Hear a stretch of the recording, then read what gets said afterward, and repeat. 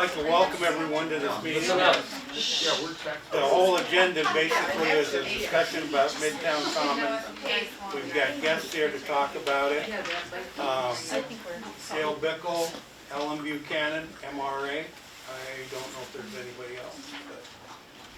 And Kalina's going to moderate the meeting. So. Yeah, so thanks everyone for being here and engaging with your neighborhood council for both Southgate Triangle and Franklin and the Fort.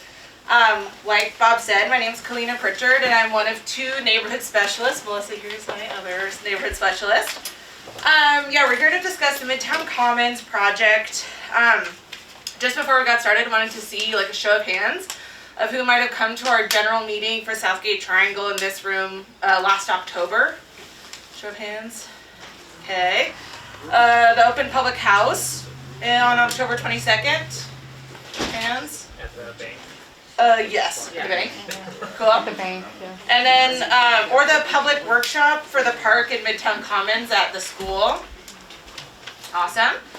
Sweet. It's really awesome to see the folks engaged in the various different ways that we can. So in just a moment, I'll hand the floor over to Dale and Ellen to give a brief recap of the project.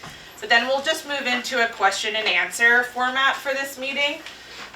There's no action to be taken tonight, so and this meeting was truly called from neighbors who wanted to answer questions or ask questions and get some more information about the project.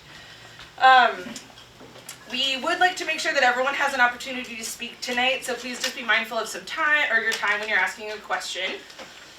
Before we begin, just wanted to go over some ground rules to help guide our discussion tonight. At the neighborhood's office, we consider it a privilege to present and listen to diverse views. It is essential that we treat each other with respect. So we expect that participants will be recognized before speaking. And so we'll ask for questions, raise your hand. And then hopefully, if time allows, I'll be able to get to everyone who has a question. Everyone is encouraged to participate. When you speak, please state your name if possible so that we can know who you are. Listen to and respect other points of view. Engage in active listening, so please refrain from side conversations. If you think you might forget a question or idea, please feel free to write it down. And make concise statements. Since this is an evening meeting, we want to be mindful of everyone's time so we're finished at a reasonable hour. We do have a hard stop at about 8:30 p.m. tonight, so hopefully we'll be able to get through all the questions.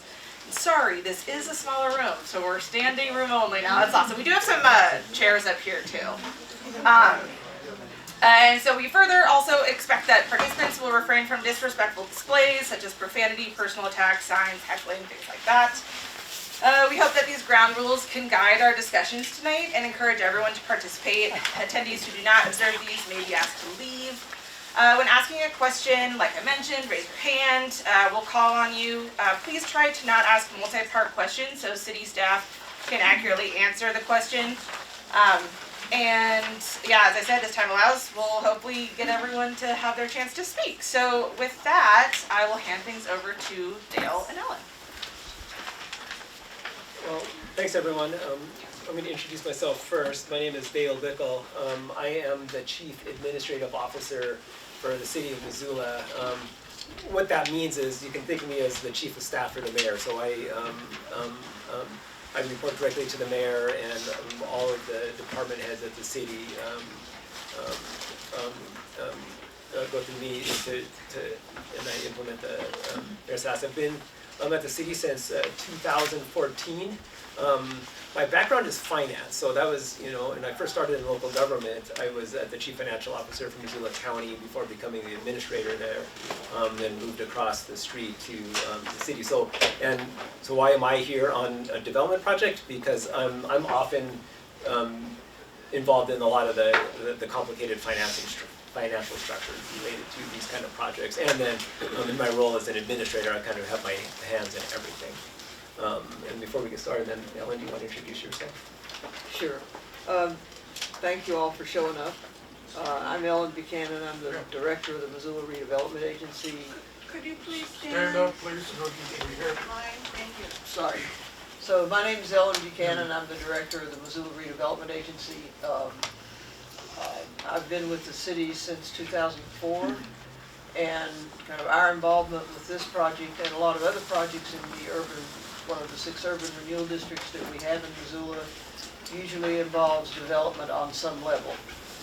We actually provided the funding that bought the property that we'll be discussing tonight, and we have been involved in the planning for how it might develop, and we will be involved in financing some of the infrastructure that's needed to make these developments happen, which is often our role in redevelopment, particularly when if we're fortunate enough to have raw land, which we have here.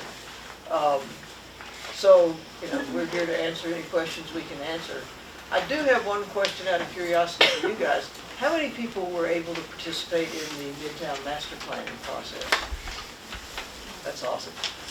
It's a good plan. It was very, very heavily participated in by residents of Midtown, and I think probably a long time coming. So, and we paid for most of the cost of that planning process. So now we have a roadmap for Midtown.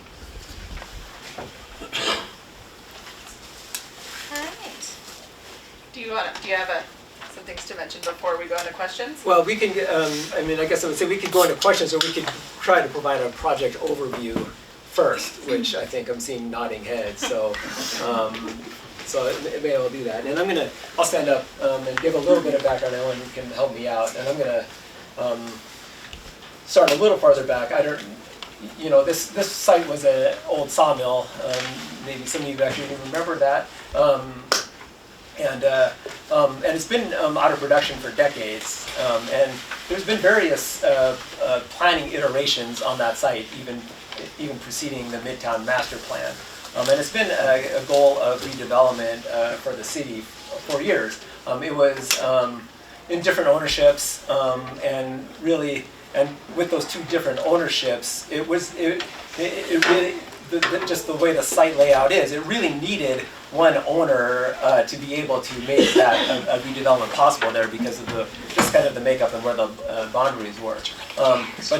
But the city finally had the opportunity just over a year ago to be able to acquire it, and the intention was to acquire it for the redevelopment purposes, for the implementation of the Midtown Master Plan. And one of the things that Mayor Davis is particularly interested in is improving our ability to get land redeveloped. And there's some sites, and maybe you've seen some of the media. Mayor Davis provided an overview of her vision for some of the excess city lands that we're intending to redevelop, and trying to make sure we do those quickly and be able to get those into proper production, especially in a time now when housing is a stark need in our community. So we were able to purchase that land. I think we closed December before last, and immediately started looking for a developer partner. And what that process looked like is we have a close partnership with the Missoula Economic Partnership, Missoula's economic development nonprofit organization, and they've done this for us on a couple of projects. But they helped us find a development partner. And what they did is they went out into the development community regionally and looked for matches to what our goals were. And we didn't really do a request for proposals for certain aspects like we have done in the past. And Riverfront Triangle, I think, is a really big example of our outcomes when we do a really prescriptive request for proposals. The city has owned Riverfront Triangle for 35 years and has been unable to get it because what we're not very good at as government is understanding private sector feasibility of projects. And so that's one thing. So that's what this is. The way we're approaching things is trying to find a developer partner where we're goal aligned, and then be able to create a project that is consistent with the underlying planning documents, in this case the Midtown Master Plan, but not to be so prescriptive as to not being able to get a project done. So Missoula Economic Partnership vetted about 30 total development groups.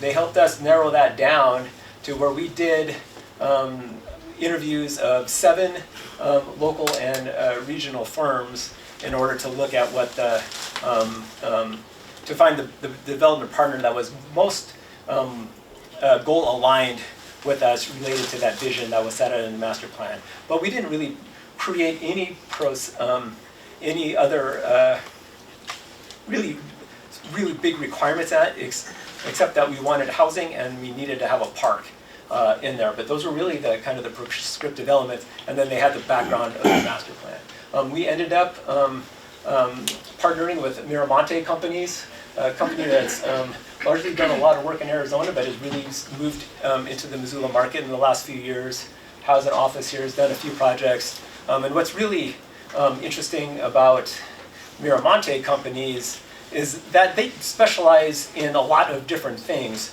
Mostly in the development world, what you see is a development, they really specialize in certain aspects, and even in residential, they'll specialize in certain aspects. So there's residential developers, but the specialty is actually, there's residential developers who do multifamily rental, and then there's like home builders who do for sale project. There's not very many who do both. And Miramonte does, and so that's part of the consideration. That's one important aspect of the city's goals is as new projects come on, there's new incentives to build more density. We don't want to lose the opportunity for ownership opportunities here, and that's really important, and something that we're trying to be really mindful of. And the other piece is the commercial aspect. Miramonte does commercial development as well. They did, for example, the Amazon facility out in the county was one of their projects. So, and so they have the ability to do a lot of different things and really kind of understand the market well for hitting the price points. There's some of the residential projects, like Broadway Lofts near the new VA hospital is another example where they really do a good job of targeting kind of this missing middle housing that we keep talking about and we're trying to incentivize. So so they arose to the top of that because of that diversity of being able to do lots of different things on the site. And there's a lot of opportunities to do different things. We talk to developers that were really interested. Most of the developers we talk about were really interested in multifamily, for rent product. But this diversity that they're bringing with both ownership opportunities, rental, and commercial really set us up well to do the help us to try to really get a lot of different boxes checked related to the master plan. So that said, just about what the proposal now, and I just want to let you know, I don't have a ton of specifics because the project is in development. It takes a long time. They're in engineering. They're trying to figure out costs. They're trying to figure out all of these things.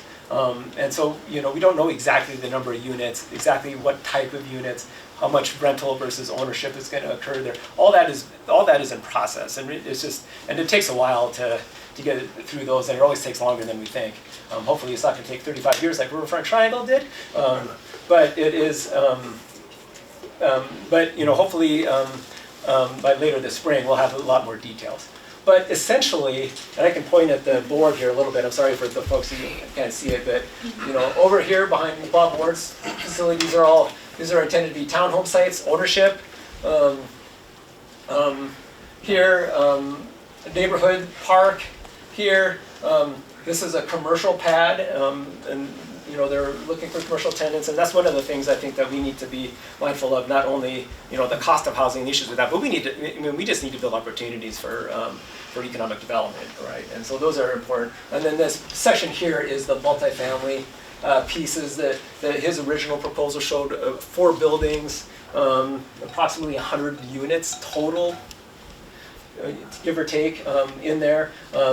And those could be either ownership or for rent parcel, not likely not mixed together, but there could be like an ownership piece and rental pieces in there. So that's all in development. Working on, you're probably all aware that the City Council recently passed the entire new zoning and uniform development code. So there, all of the infrastructure standards and things related to that are,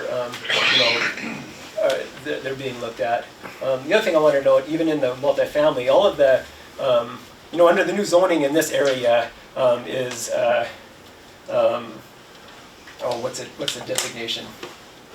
It's urban mixed use. Urban mixed use 3, so kind of a high level of density actually. It could be up to 8-story buildings in this site, but the development, the development scope hasn't changed related to that. This is actually not a particularly dense development.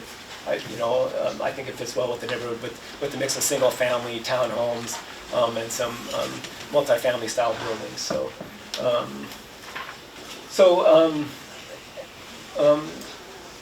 that's kind of that project overview. Our process thus far has been kind of a twofold process. One of the things that we're trying to do related to how these projects come together is make sure that we give the public the opportunity to really provide good input on the public amenities, and that, for example, this is in this particular project, it's the park, it's the transportation systems, it's the connections to the bike ped, the Bitterroot Spur, and any other amenities, and like the irrigation ditch is an amenity there that's important to the neighborhood. So all those kind of considerations, we're taking it, and then but related to the kind of development that goes there, we're trying to keep that more in the private sector than relying on our original plan. So the Midtown Master Plan, the original planning process is related to this particular site. Our Missoula, the new code and all those things. So there, while there's been conversations and feedback, it's really that's the private opportunity there is for them to try to build what's market feasible within the goals we've outlined with them to create some good attainable housing. Not the capital A, affordable, income restricted, but the type of housing that we're just not seeing a lot of getting built in Missoula. This kind of missing middle pieces that are much more affordable. So hopefully that gets a bit of an overview, and then Ellen and I are kind of happy to answer questions. And I also, really quick, there's a couple of open seats here. So there's 1, 2, 3, 4 there, I think. So if you want seats, feel free. But yeah, questions? Raise your hand. All right, yeah. Hi, my name's Mary, and some of you I might have talked to.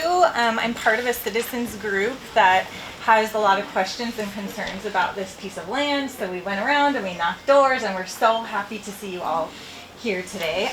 Thank you to the city staff for being here as well to answer questions. We have had a lot of questions since the start of this process. So as you identified, Dale, this goes back to November of 2024 when City Council first started to talk about the idea of purchasing the land. And at that time, there were several concerned citizens that came, and they had concerns about it being an income property. They had concerns about it being more commercial space. They had concerns about a limited park space. And at that November 6, 2024 meeting, we were told several things. We were told this is an underparked area. This would be a great potential place for a park.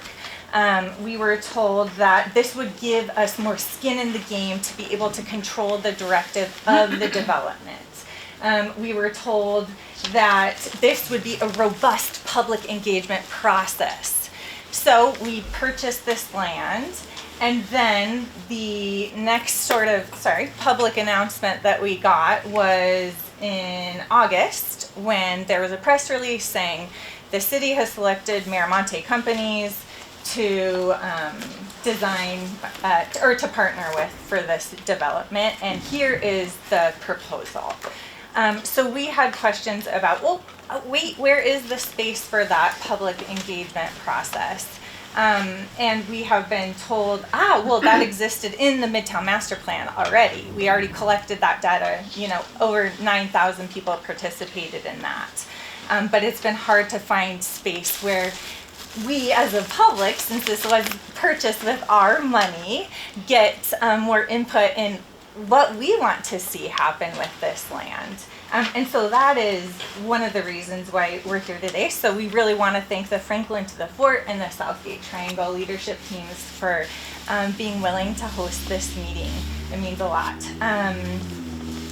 So once we receive the information, okay, we're partnering with Miramonte companies. There was a public open house. There was not an opportunity to give direct input or ask questions publicly about the proposal. We were told your input comes at the park, so the amenities pieces, which it sounds like you're talking about.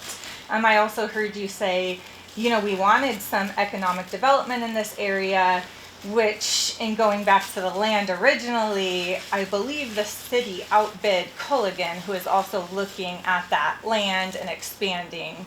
So that would have been economic development there for a local business in Missoula. So we have questions about that as well.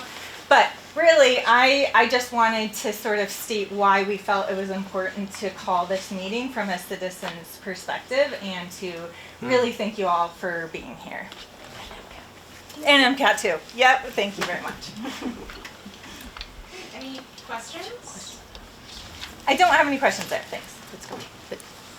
I do have a question. It's kind of, I have to give a little background and then I'll give my question. Thank you for being here.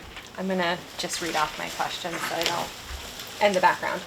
In July of 2025, the document Mayor Davis Task Force on City Land Redevelopment was published. According to Mayor Davis, this document is guiding city land use to, quote, dispose of or redevelop city-owned properties. There were 11 members on this task force made up of realtors, developers, housing professionals, and bankers who represent a small sliver of our community.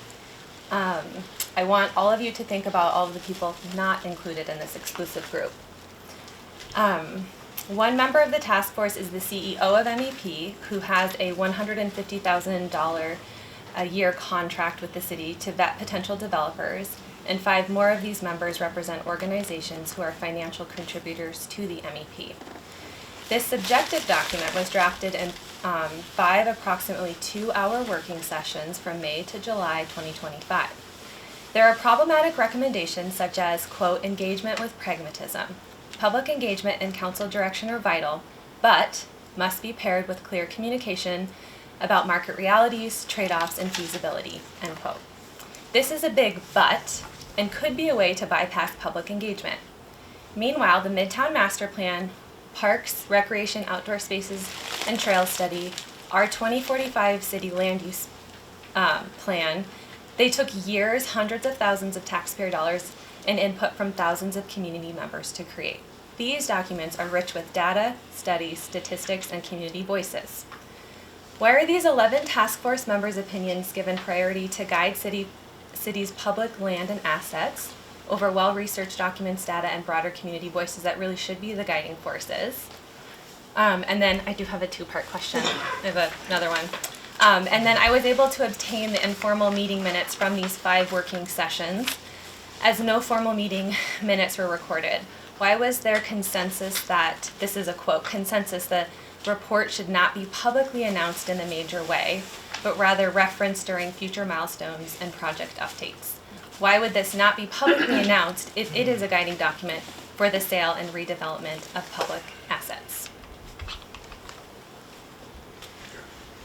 Well, I'll speak to that a little bit.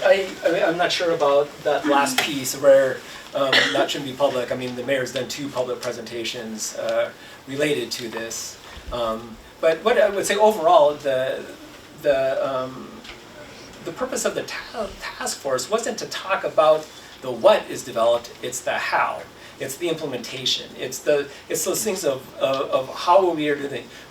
Like going back and so all of these people are professionals in the development world, not related to. It wasn't intended to be a public process forum on like we should build X and these particular amenities in these particular places. That's what those other big planning efforts were for in Prost and in our Missoula and the land use map and all of those things are kind of they define the what. But what the mayor was really trying to get to is like why. So the city has been trying to develop sites such as the site at Russell and West Broadway. One is the Sleepy Inn site. We've had that for years. nothing's happening. We have the old library block downtown. We've had that for 7 years or more, trying to redevelop it. Nothing is happening. And we have this pattern of trying to get these.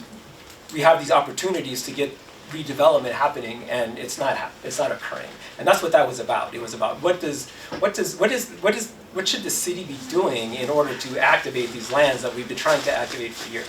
And that is specific to 45 acres of land that has been identified that the city owns, but is being underutilized. We don't necessarily need it for municipal purposes, and that's what that was for. So it wasn't about showing what, how many, a size of a particular amenity or, what goes there. It's about the process of actual development.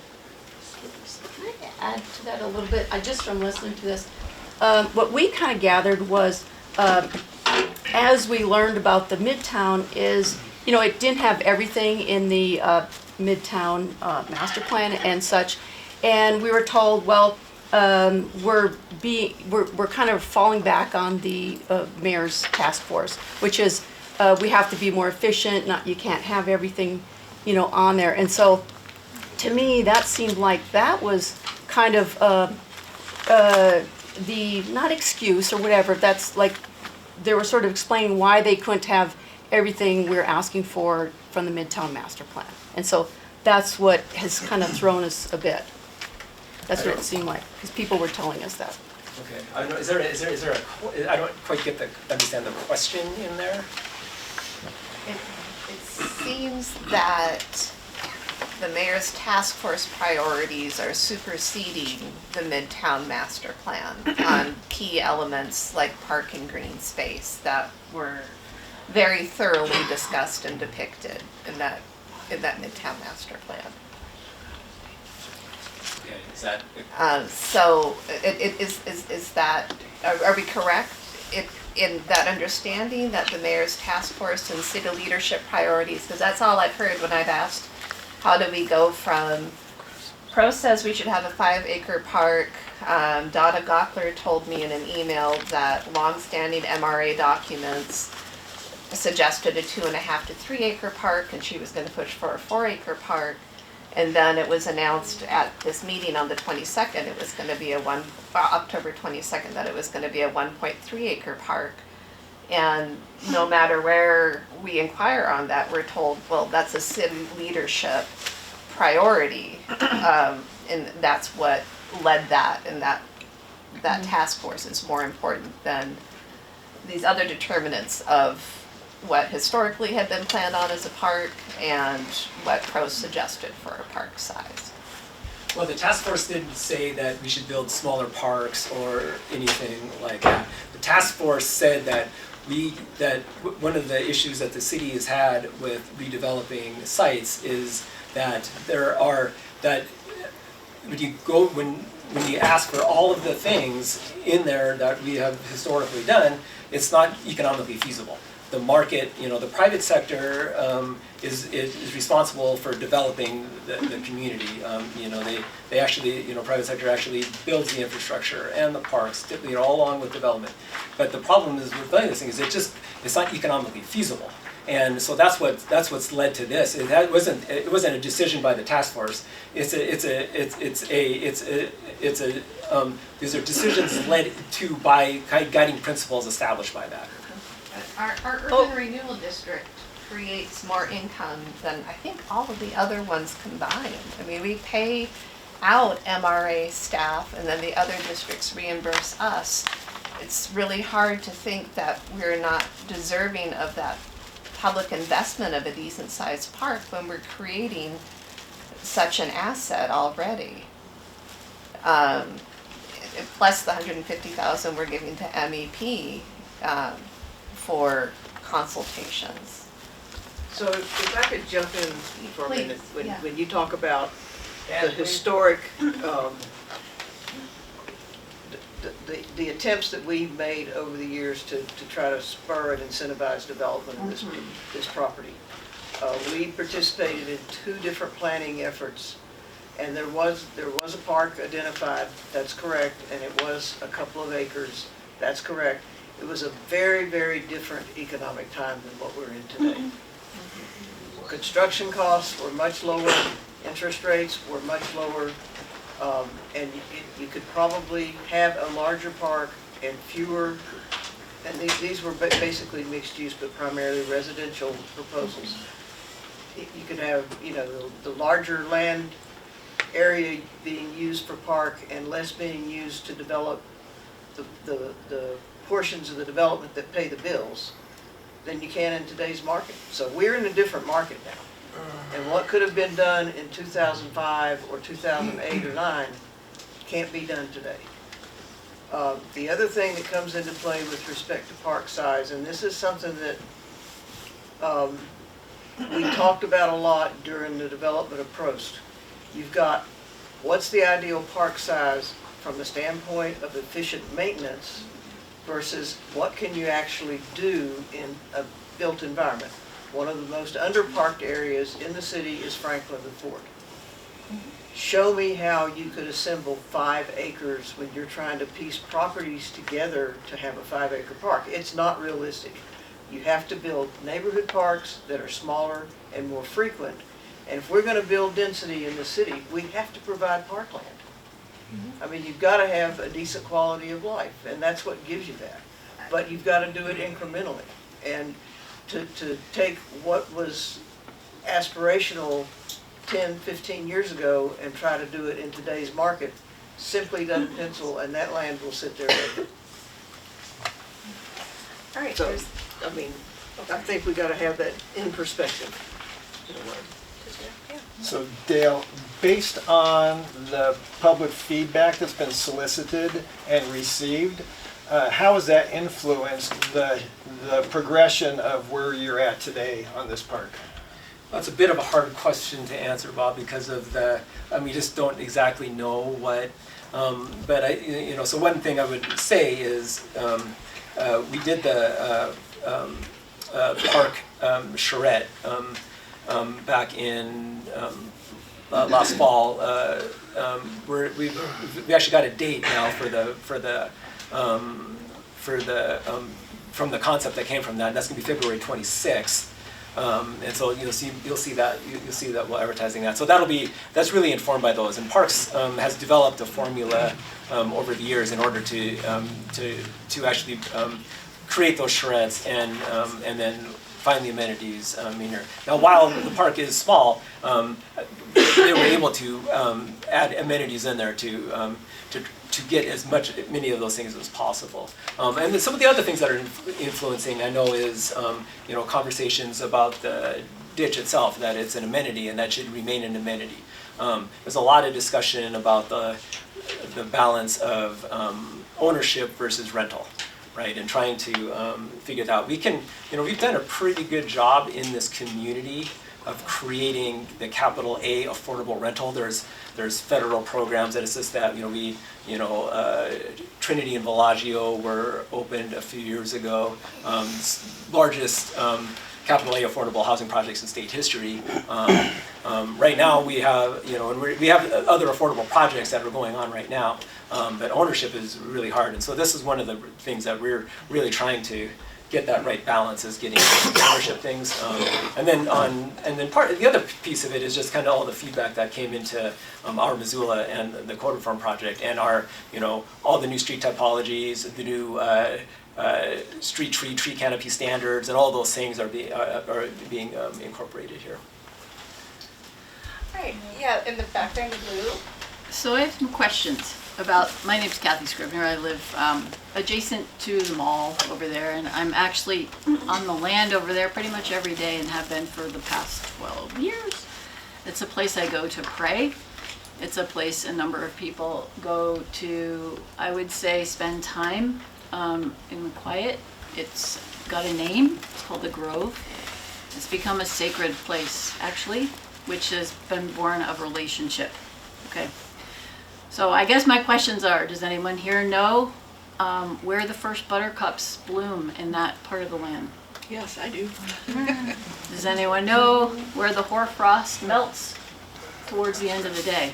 You guys may laugh, but I mean, I'm hearing a lot of words about development, projects, transactional agreements. I'm hearing goals. I'm hearing master plans. I'm not hearing much about relationship. And I think it's something that has been really skimmed over. I think it's a cultural imperative that we struggle with within our settler culture. And I would like to read the land acknowledgement that we have the Salish Kootenai people that was written by the city. The city of Missoula acknowledges that we are in the aboriginal territories of the Salish Kootenai and Kalispel people. Today we honor the path they have always shown us in caring for this place for the generations to come. And I would just like to add the caveat that before the sawmill, that area was a place people came to pick bitterroot for thousands of years. So I guess in our concern about the park, we've heard about, okay, there's the 1.3 acre potential, and there's an established greenway over there.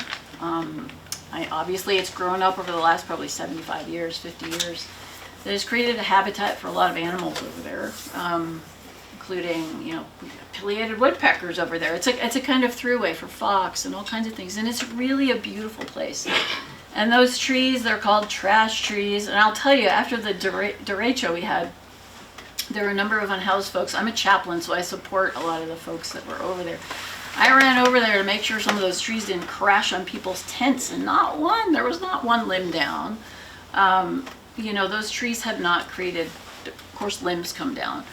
But there's a pretty strong network of trees over there, and they provide shade in one of the hottest areas of Missoula. So what we're hearing, the plan is to cut all that stuff down.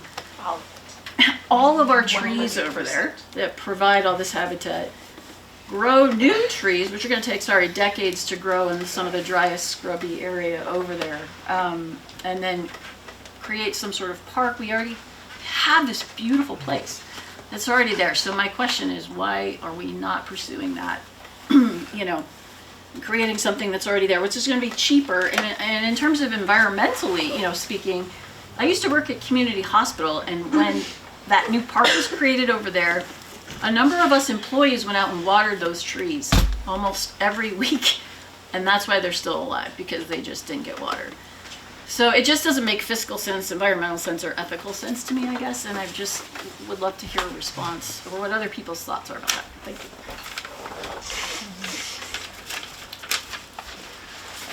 How many people have actually walked around out there? Has anybody from city leadership walked around out there? Good.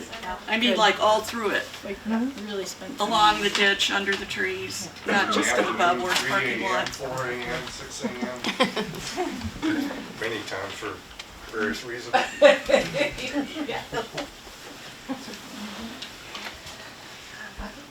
Yeah. I think actually, well, first you. Okay, this is probably for Dale. My name is John Wolverton. I actually am a recently lived in Franklin, Florida, and moved myself up to the north side. But I'm also an active founding member and volunteer with Pro Housing Missoula. And to begin with, I can remind everybody we are in a housing crisis. It is really creating a generational crisis for a lot of our younger generations. It's very problematic, and we need to move forward with that as much as we can. We have this great new Unified Development Code that just got approved. That's going to help a lot and spread a lot of development over the whole town.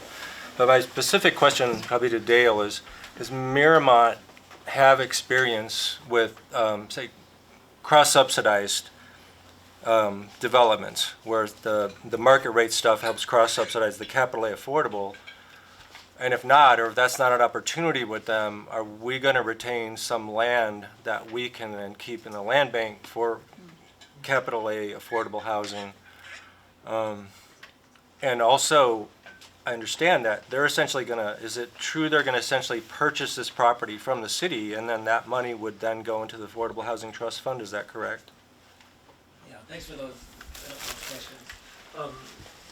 You're right. So this will kind of answer the previous question as well, I think, is that, you know, we are in, you know, what we call a housing crisis. And the UDC is going to help with that to be able to get new types of housing on, but it's not a silver bullet, and I think that's one of the tools we see out there is some of the excess lands that the city owns or can acquire to actually help the private sector start developing is important. So, but to answer your specific questions, John, does Miramonte have specific experience in developing capital A housing? And no, they don't. But what we believe is that because of when the land sale proceeds generated and the income generated from this will be able to be reinvested in other projects. For example, opportunities at North MRL Triangle, where that mini planning process and actually talked about the levels of subsidies that are required in order to build those types of capital A housing. So there's all those. So we're trying to keep the opportunities on this mosaic approach citywide. We are looking across the entire city for opportunities and building opportunities here where deposits in the Affordable Housing Trust Fund can go other parts of the community where we see opportunities. Hopefully that's helpful. Just clarify where the money from the land sale goes though, it doesn't go into the Affordable Housing Trust Fund, does it, or does it? Right now, unless council designates otherwise, it goes into the Affordable Housing Trust Fund. Yeah, the red hat. My name's Aki Bemler. I am from Missoula. I've been here 50 years. I own property abutting this development. I've seen no less than 4 fires started in this property area in the last year. It has been infested at times with all sorts of folks, spreading a lot of crime amongst the neighborhood. We've seen effects of that directly. I'm looking forward to the development of it. The fire, the crime, everything else. We have families here. We want a good outcome for everyone. As long as I've lived here, it's been a wasteland. It's not beautiful, I still go to it, but it's weed infested and underutilized. I do hope that there would be an accounting of the taxpayer monies invested in the property for reimbursement so that there will be not a negative tax burden on the citizens. That's my main concern. Yeah. As one of these younger people who we've kind of mentioned, who's affected by this sort of lack of mid-grade housing, let's say, for lack of, I'm not an economist or anything. I don't really know what qualifies, but what I would like to know in terms of this development is, in addition to renting space, when you say the townhomes and single-family homes are not capital A affordable, but sort of in that middle range, what is that middle range when we're actually talking about development? Because I think sometimes what the public's view on affordable versus not affordable can be very out of line with people who are more experienced with that sort of thing. So I would just like to know, in this specific case, what does that look like?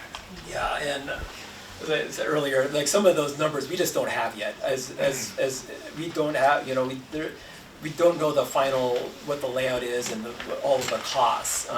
But what we do, that's one of the reasons that this developer partner has been selected is that has a track record of building this type of attainable type of housing. And I want to take the opportunity to make a pitch on another separate affordable housing project that the city is a partner in right now on the north side, what we call our Rivara Scott Street project. And that one is a mixed income, all ownership opportunity. And our partners at Front Step are doing the community land trust piece of that. Units are now up for sale. at price points, on condo price points as low as like 195,000 on up. And so, that's something for people to be looking into is, those type of ownership opportunities on here. And what we're hopeful is that there's going to be opportunities like that at this site for lots of different types. So smaller condominiums that might work for the first foray into actual ownership.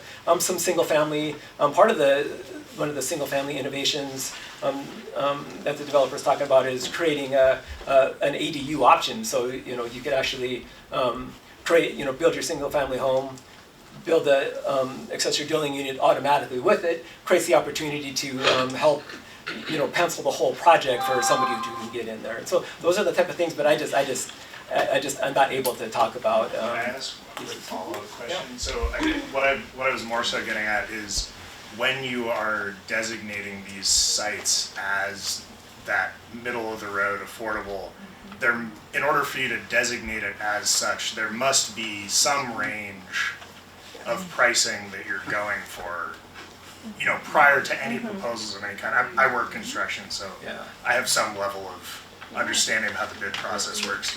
You must have some range in mind.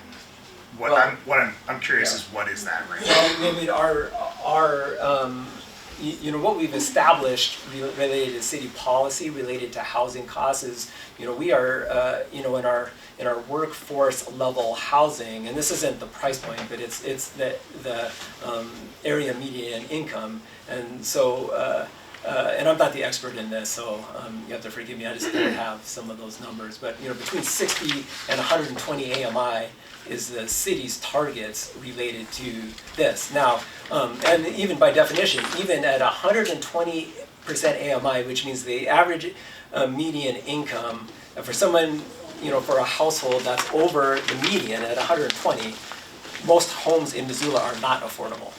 And so even at 120 AMI, to get a capital A affordable unit on that requires subsidy, and so that's the. $450,000 to $650,000. That's affordable. Right. So Could you say that again, please? We can't hear It's you. like $450,000 to $600,000 at this point. Like it's just hard to AMIs and stuff don't necessarily mean a lot to folks in the room. And if you look at the average house price in Missoula right now, it's $550,000 to $600,000. That's middle income. I guess I'm full transparency, someone who's directly has been looking for their first home for years, has been unable to find it in Missoula for affordability, as I think many people are aware of. What we expect is price points below the median. Okay, so. Yeah. How can you, at the October 22nd open house, that it would take 2 nurses' salaries in a family for someone to afford one of the townhouses?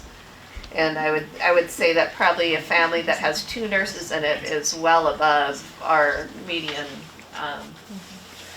family earning. So that was what the developer shared at the open house. Change the subject a little bit. Is there any plans for ingress and egress in this project? So the development will encompass like all of the infrastructure would be required to be constructed around it, and depending on the nature of the building, a traffic study may be required, and that could lead to off-site improvements that would be helping traffic in other areas. Does that help? But so they'll be building. On this example, like building connections from Mary Avenue down here down through past Eaton, and connections back out towards Brooks. Is that the site that they're going to use for traffic? Or that hasn't been established? It hasn't been totally, but all these connections are likely to be made. Now, to what road standard are they going to be collectors and intended to be through, or not? That's all being under development. Okay, so that's not confirmed yet. Yeah. Yeah, just for probably 2 or 3 decades, the city has had a vision of an east-west connector, which we built with Mary Avenue. that connects Brooks to Reserve. And he used Johnson Street extended through this property to tie South Avenue into Brooks, whether it's through Dixon or and Eaton or however we decide we can get through there. So this property has never had, this property and the mall property has never had a street on it anywhere in the history of Missoula because it was the large timber operation. And so Mary Avenue was the first street that has ever gone through there. Everything's always been driveway. But the north-south and the east-west connectors are important parts of the infrastructure, and this is a piece of that. Quickly though, with the roundabouts, the city council should give out instructions how people should use them. Yes. Because they don't. Because As well as four-way stops. It's a four-way stop. Yeah. I'm being serious, because the roundabouts are great, but if people don't know how to use them, it doesn't work. And we live on the corner of And we live on Mary it. and Clark, where a roundabout was put on. It's a residential area, and those people do not drive it residentially. It's 25 and people go 45. Once they go through the roundabout to the mall, it's 45. So that needs to be addressed by you guys too. Thank you for listening. This is about connecting what's there to all these different plans. And in all those plans, it called for engagement and reaching out. And today at the committee meeting, you said that the MRA went to the neighborhood meetings and gave a presentation. And they took their ideas. I don't know if there was any discussion there. And also for the Midtown Association, which I don't know if any of you guys go to that, but and they were gathering information. And then also at the open house, they were gathering information. But what we heard when we went to the open house was, we're not taking any comments. We're not including any of your ideas. So it was a done deal. And I brought this up at City Council. So we're like, what happened to all those, documents that suggested, rigorous engagement? That's out. And because some of the things also in there is like, there was supposed to be, in Midtown Master, addressing affordable housing. And so, like, it sounds, what it is, I got the question there, but it sounds like you gave the developer, like they could look at the Midtown Master Plan and say, bring us what you got. Versus I would have liked to have had a little bit more stipulation in there. So my question is now, why has the city staff or MRA or MEP not engaged the community aside from the parks planning, just that? And how can concerned citizens be heard, considered, and accommodated now? Like if we have concerns about, and would like something to change, how now? And why not more before?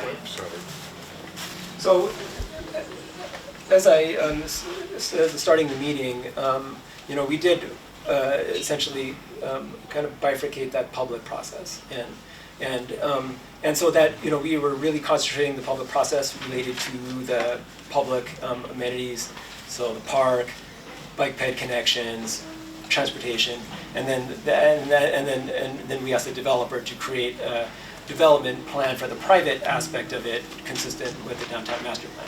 Now, the opportunities to do that are, participating in the charrettes, participating in the park final coming up, attending public meetings. So the, and council will be would consider these things this spring, I hope, depending on how everything goes. And take feedback. The things such as the site plan and all those things would be a part of this MRA board. Those are opportunities, and then of course the Engage Missoula site has been running this whole time, and there's opportunities for comment and feedback on those sites. I was shocked to hear at the October 22nd meeting that building permits were going to be issued in the spring. And I guess my next question for what? Where? What are the specs here? What are we talking about? And basically, we've had meetings and we've already decided some things, and we've decided on a developer. There was, I don't know, 12 different developers, I think, the head of the guy that you guys picked told me, and everybody else bailed but him, something along that line.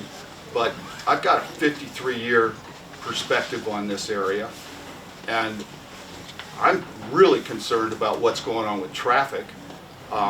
As it is right now, you can't get across 93 unless you get to a stoplight.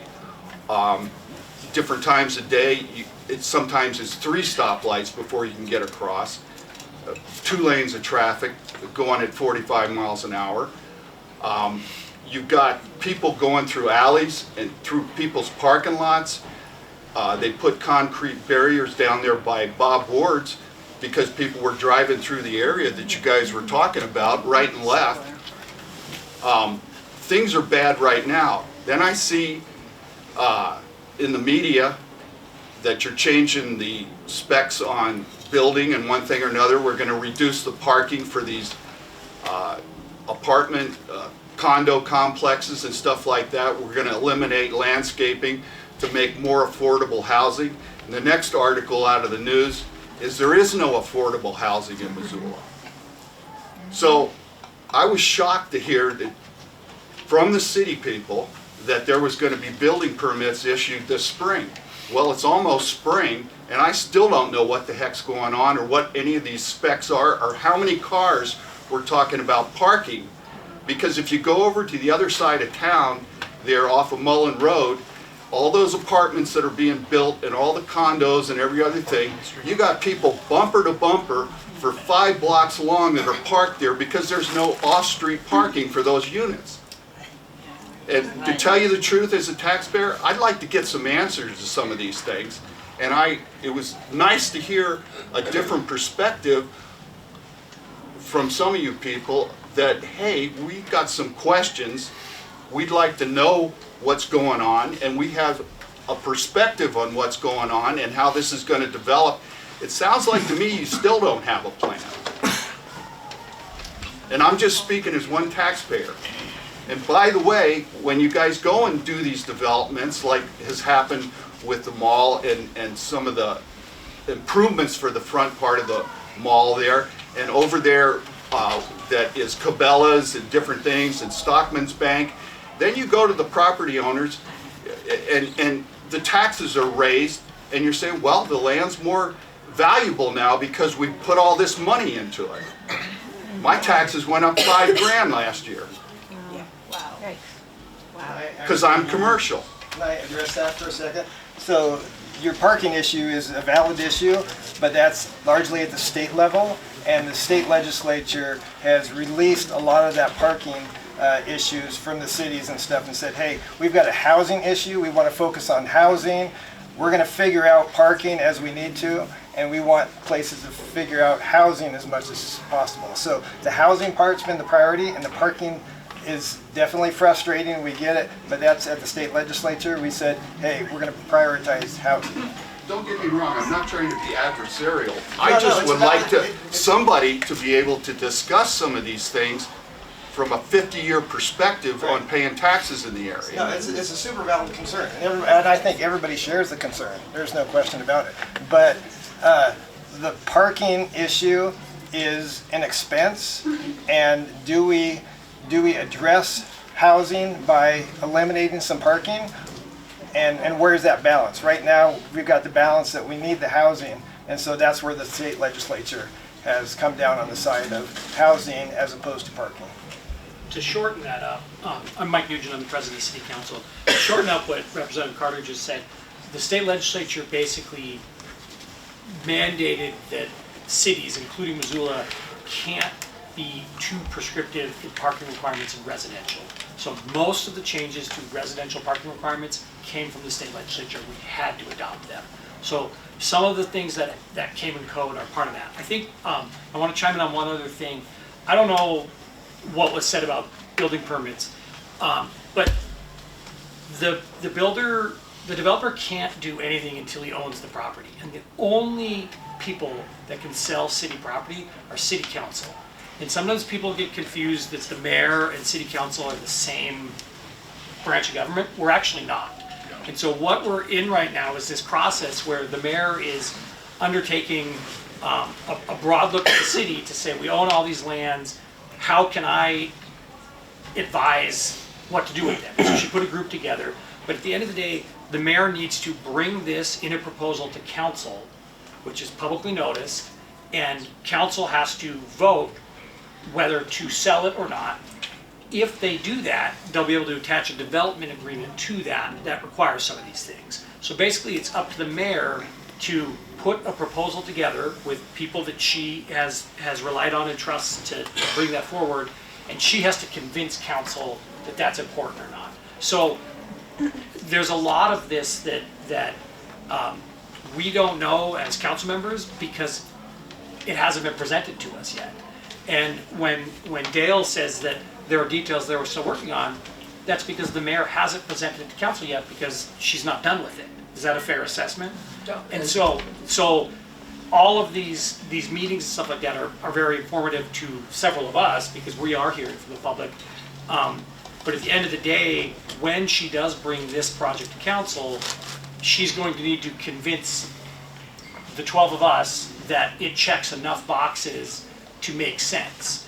The way the property was acquired was by the MRA, but the MRA doesn't get to decide to sell city property. The only entity that gets to do that is the city council. And there were a couple comments. This was actually 2 parcels, and so there was somebody interested in one of the parcels. The owner of the other parcel, which I believe was Beach, recognized that there was a longer-term planning and grid effort and some traffic considerations that if only one part of it was sold, that opportunity would be gone forever. And so that's why the MRA stepped in, because it was kind of a forward-thinking planning. Now, the MRA spending money does need to generate some sort of baseline tax, because that's an economic development tool. If it had been purchased with open space money, that's a different conversation. But I just think that those are the things that when it gets to council, there's several council members in here, I foresee this being a long series of meetings probably that we will talk about a lot of these questions, but we're just not there yet.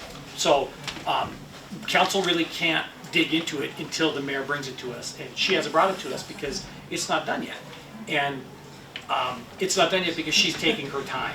Yeah, just a quick addition. I think something that you brought up is that the reason why the MRA had the money to buy it is because of the money that these folks put into it. Because it's in a tax agreement. And these folks want a bigger park. They want a bigger park. And they have said it over and over and over and over again. And we need to listen to them that they want a bigger park because it is their MRA funds that gave us the money to buy this property. And I think that's the take-home point here today. Council, that's an oversimplification of the process, but we're going to be able to talk about It is about that simple, actually. We are at 8, yeah, so we just have a couple more questions left. I have a comment that I want, it touches on a couple of things that people have said, but I think in general, we are not feeling like the process is transparent, and I realize that we are in a challenging time politically. I understand that the state is mandating things at their level that Missoula has to follow, but many of us voted for the current leadership in city council and for the mayor for more transparency and for more progressiveness in what we're seeing. So I attended the Midtown planning process. I got far more emails about that, and then I was put on the email list for the development that's going into the triangle that's right by Rail Link Park. I have not gotten a single email from the city about this development, and I live 3 blocks away. I participated in the park planning process, and I have not gotten a single email about this. So there is some oversight that is happening that needs to be addressed. And if the process hasn't been figured out, if the design's not figured out, that's fine, but be transparent about it. We are not at a time in our development as a city, as a country, where we can keep hiding things behind a curtain and just be like, oh, we're not going to tell you that yet. It doesn't work, because it sows distrust. Do you have a question? I'm okay. Okay. Katie. Yes. Katie Thompson. I think you just said yourself, I did go to the park planning, which felt very much like putting the cart before the horse. If we don't know what the development is, why are we even talking about the park being developed? So that was a little disingenuous. And I think that's what makes us feel like, oh, you know something we don't know, because the park evidently is locked into what it is. I think it was a little upsetting today to hear the mayor say, I'm not hearing that people want a bigger park, I'm hearing they want more amenities. And anybody who went to that park meeting knows, because you said it was to scale, that when we cut out a pickleball court or a little playground, there was hardly anything we could fit into that.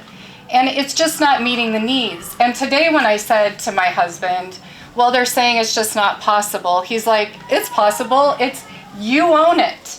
And I have been told not to say that, but it was bought with public funds, people. We can have a say.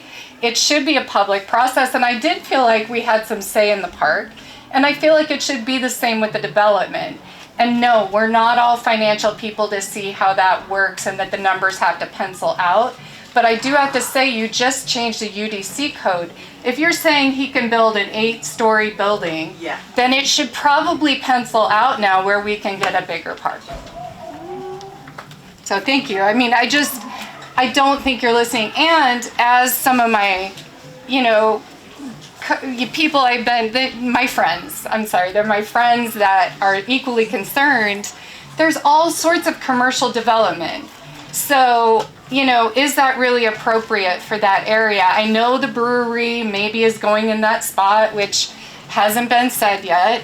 The point is, if housing is the primary thing, then put more houses. Because I drive through neighborhoods and I think this isn't happening for people anymore. Give them 600, 800 square foot little houses and make it so that this gentleman can get his first starter home. We own a rental on the corner. I don't live within city limits, but I care even for my renters. That's how much I care. I have kids that we commute in. We work from Missoula. So I'm invested in this community. And I equally have seen my taxes go absolutely crazy. So, and traffic, when I was walking around on your doors knocking with my friends that are concerned, I really feel for the people on Mary. If we're talking 200 more cars coming around and going out, that is just off the hook. And it does warrant the appropriateness of what you're doing there. And if you're going to use public funds, then you gotta involve the people, or quit using public funds to purchase pieces of land. When we're kicking the can down the road of doing a traffic study here, this is so sensitive. Such a sensitive area. There's already 1,300 of us living in this constrained area between Brooks Reserve and South. And you're gonna, the plan is to do the first phase of development without doing a traffic study. We've put so much public money, not just into the purchase of this, but all the staff time and studies that have set us up to do the sensitive infill. Why would we not have a traffic study at the get-go of it? Why would we not have an environmental impact study? And how much more of our tax money is going to go into remediating this land in order to create this opportunity? I mean, those are just some hard numbers that I hope that we can get to before this fully developed plan comes to City Council to approve or not. The planning process is so far down the road and there's so much pressure for City Council to approve. I don't know. All right. So we're at 8:10 here about. I just saw 3 hands go up. So we'll go through those 3. All right, let's go here. Or well, actually, wait, you both talked actually. So yeah, go ahead. Just real quick. So you're representing the mayor, correct? I'm her chief of staff. You Right. might think of that. So I don't really want to speak for her, but I'm speaking on behalf of the city. Okay. Well, it seems like this is in the mayor's court. We don't have an active representative necessarily to bring changes, so perhaps we can set a meeting with the mayor to actually get some answers. but there's the public meeting opportunities are coming when it gets to council. That's what I would say. At council, a 3-minute, but not a conversation. Yeah. I think a separate meeting where we actually have a conversation would be warranted at this point. Yeah. Consider, please. Agreed. We did ask for a meeting with the mayor over a month ago, never got it. 2 months ago. All right, we had I want to go back to traffic again. I've lived on the corner of Clark and Agnes for 50 years. Everything was dirt roads around here, and every year it progresses. Everybody, there's hundreds of cars every day that bypass Reserve Street and go down Clark Street. People are coming from the south side over here, and they're taking Door Lane down to the old highway and then coming across and hitting Clark Street. And they're coming westbound on South Avenue, and they're turning up on Clark Street to avoid Reserve Street.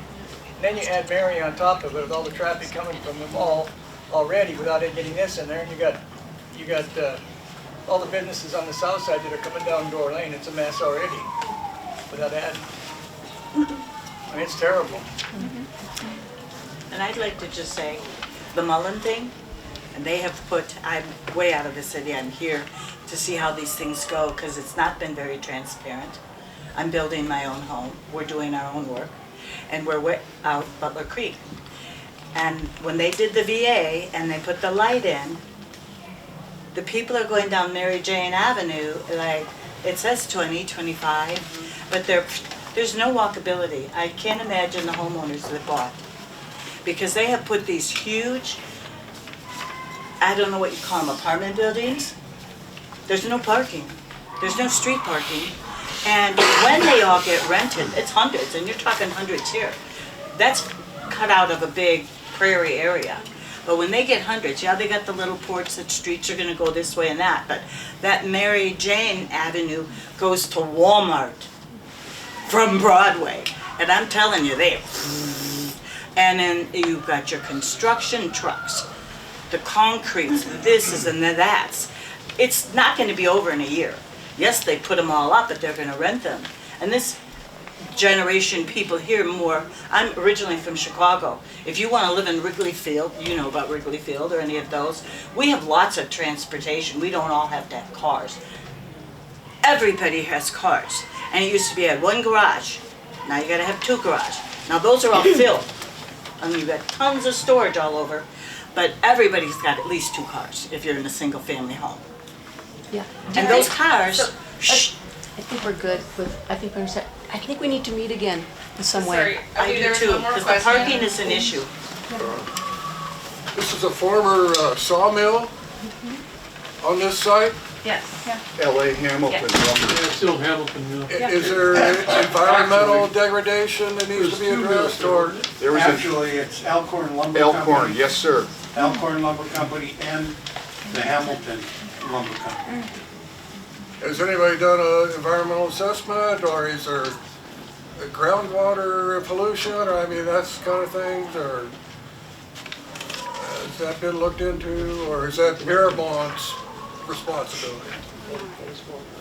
You know, you should ask the mall, because over there where the mustard seed was, all of that concrete underneath that area of the mall sunk and broke pipes because that was a sawdust pit. Elkhorn Lumber Company at the end of Ernst there was Elkhorn, and there was a pond down there. And so it might look like it's been undeveloped land, but there's been things that are in there. We're aware of that. Okay. Yeah, we've had environmental, we've done a phase 1 and I think a phase 2, and Speak up, please. we've done environmental, before we bought the property here in due diligence, we did a phase 1 and a phase 2 environmental assessment. Okay. The biggest thing that was found is immediately behind Bob Ward's, there is sawdust. It is not a contamination issue, it is a geotechnical issue. Okay, thank you. Want to build on it. Same thing we dealt with at the old sawmill district. Yeah, yeah. I guess that's my concern as well. Carrie, can I share what a neighbor sent a picture of? Yeah. The sinkhole? So the daycare over there has sent her pictures of their parking lot asphalt, sinking, a hole. And I know when I did walk neighborhoods, a gentleman who had a view of the roundabout there that goes to Mary because he could see from his property that they had to dig that out and do it again because evidently, so he said, I remember, he's one of the 50-year neighbors who's seen it all, that there were ponds and lakes out there, they'd float the logs around. So my concern is, though, when you do the buy-sell, please have in the agreement that it's not going to come back to cost the taxpayers, because Miramont wants the city to fix what, you know, should have been, you know, make sure it's on their end, because as a city owner, I'm concerned that, you know, we don't want to eat those costs if there's more discovery. Great. Okay, let's have this be the last one, because we're at 8:15. Are we satisfied that we've gotten all our questions answered, or do we have more? Do we feel like we need to do something more? So what's the next? More. Yeah. Are we voting? Yeah, no action to be taken tonight. The Southgate Triangle does meet on the second Wednesday of the month in this room at 7 p.m. So if you'd like to come back and chat with them more, or the Franklin or the Fort team meets on the first Thursday of the month at 6:30 p.m. If you also want to connect with them, they have emails that are on the neighborhood's website, or you can grab our brochure right there or our cards. That's Melissa and I's email. We're the neighborhood specialists, so we can get you in contact with the leadership team members if it was this kind of format again. But We got a couple more minutes?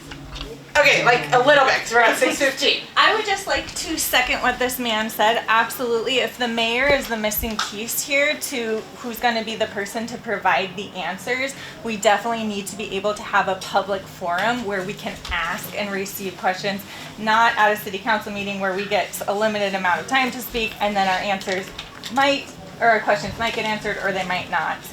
And I wanted to end with a quote from a man who's Salish Kootenai, Bill Swaney. He's environmental scientist and professor. And he said, land is the one thing that they don't make more of. And so when we are looking short term, we are not looking, what does this look like the next 300, 500 years?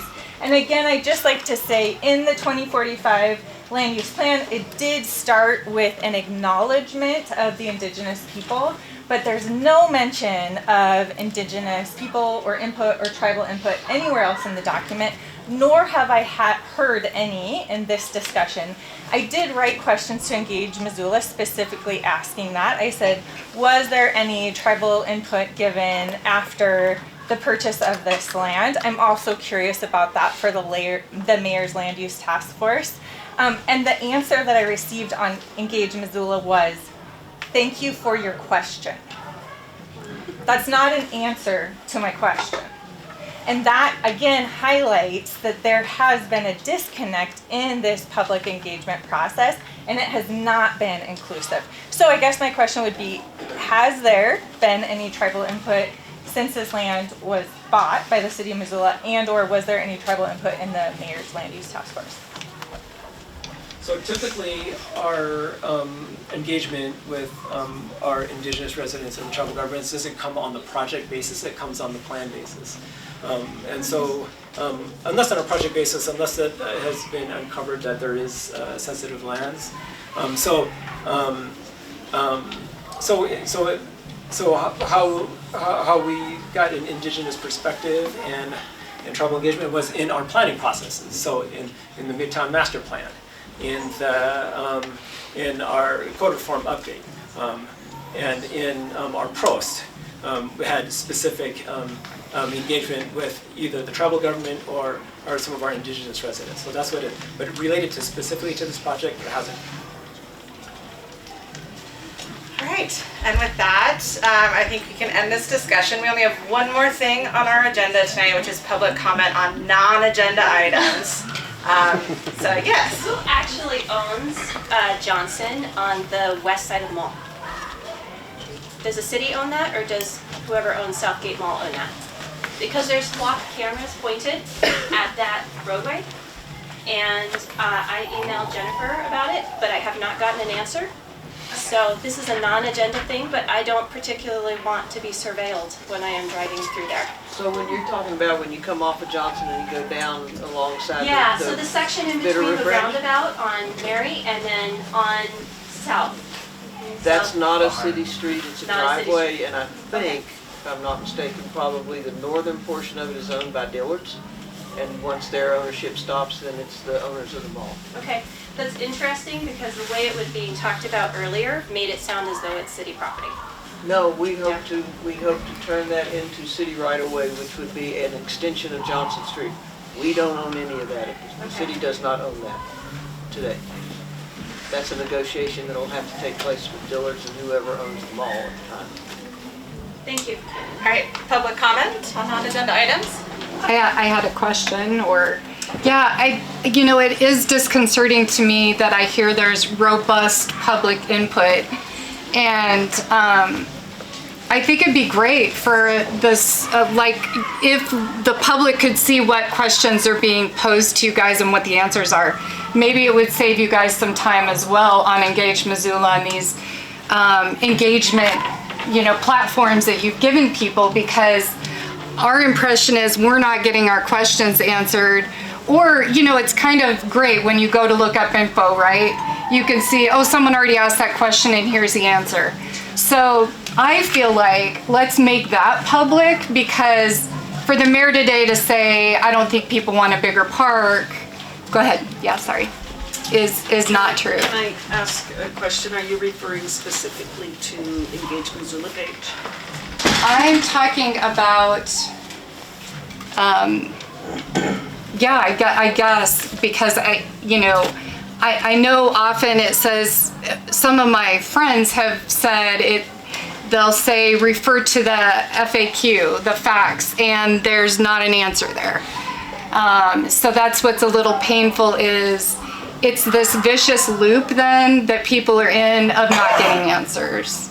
So I just want to clarify that the Engage Missoula page is public. Everything that's posted there, questions, answers, FAQs, everything is public on that page. Comments are not though. If you write in a comment on Engage Missoula, that isn't public.